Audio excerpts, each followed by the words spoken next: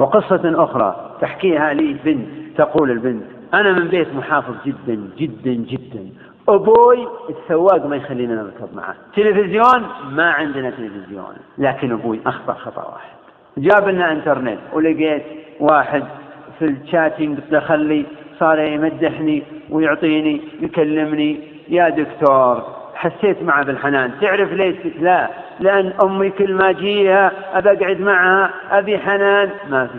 أبوي عمره ما خمني، أمي عمرها ما خمتني، ما منهم في البيت أحد كلمني أحد مدحني. لقيت هالشاب صار يمدحني يثني علي: أنت كذا وأنت كذا. كنت أكتب شعر يمدحني، كنت أجيب الشعر لأمي وأقول اقرأي، قال: بس وخري هذا مو بشعر، هذه خرابي.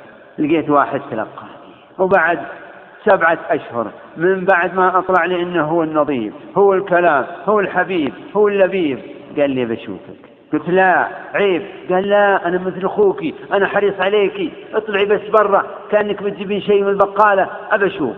قلت: طيب ما دام بقالة. طلعت البقالة. قال: طيب اركب السيارة. نوقف في الشارع. ركبت. مسك يدي قاعد يمدحني، يمدح جمالي، يثني علي، وتركني. انتهينا ورحت البيت، ما صار شيء. من بكرة كلمني، بعد كلمني، قال: طيب ودي أشوفك. خلاص شفتني، لا بشوفك ثانية.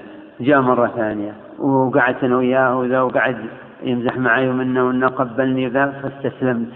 فكان الزنا وانتهت القضية بزنا.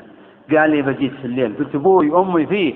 كان نعطيهم مخدر. قلت: ما يصير. قال: برسل لك مخدر.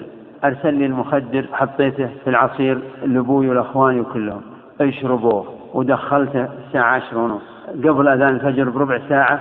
خرج بعد أن عمل ما عمل. والكارثة استيقظت أمي وإذا بأخي يصحيه أبوي وعمره 10 سنين، يصحيه أبوي صلاة الفجر يوقظه وإذا به ميت. أخوي فيه ربو وما تحمل المخدر ومات من المخدر. يا دكتور أنا قتلت أخوي، أنا فضيت بكارتي، أنا عصيت ربي، أنا الآن مخطوبة من رجل، وش بقول لأبوي وأمي؟ أقول زنيت. صحيح إني أنا غبية، لكن أبوي هو المجرم، هو السبب، أمي هي السبب. كنت أبحث عن حنان ما أعطوني إياه، كنت شاعر وبكتب ما مدحوني، كنت أبحث عن حب ما أعطوني فلوس، أعطوني كل شيء. أمي وأبوي هم السبب، أمي وأبوي السبب. وقد تكون صادقة.